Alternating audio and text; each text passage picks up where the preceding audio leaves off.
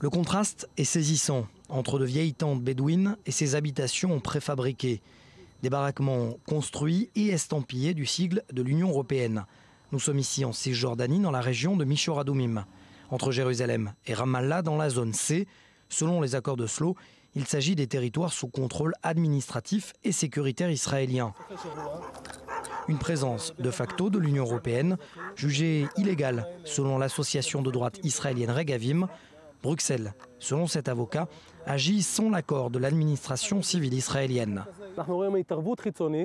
Nous voyons aujourd'hui une ingérence extérieure de l'Union européenne qui décide de l'issue du conflit et agit en fonction de l'intérêt d'un seul côté et agit sous le prétexte d'une action humanitaire pour justifier leur aide auprès des habitants de la région. Voici ces nouvelles habitations qui portent le tampon de l'Union européenne censée sédentariser ce campement, avec une volonté claire de Bruxelles d'imposer de facto la présence aujourd'hui de ces Palestiniens et d'espérer ainsi leur présence définitive dans un futur accord entre les parties.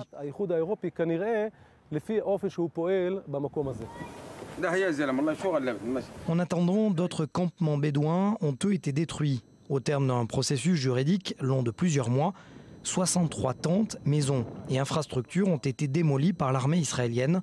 Un record depuis 3 ans, estiment les Nations Unies. Joint par i24 News, l'ambassadeur de l'Union européenne en Israël n'a pas souhaité commenter les faits. Mais voilà ce qu'il déclarait il y a un mois sur le financement de ces habitations.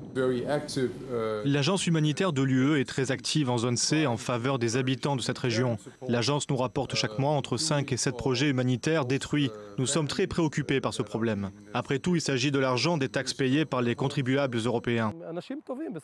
Un faux débat, rétorque l'avocat de Regavim, qui ne règle pas, selon lui, l'insalubrité des lieux, d'autant qu'il estime que les Bédouins ne résident quasiment pas dans ces nouvelles habitations.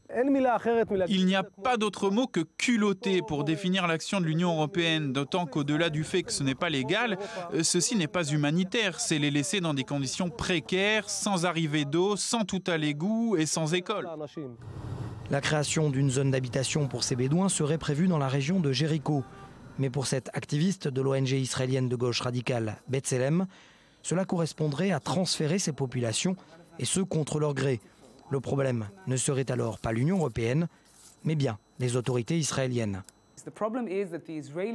Le problème, c'est que l'administration civile israélienne, qui a l'autorité pour développer la zone C, ne prend pas en considération l'intérêt des Palestiniens.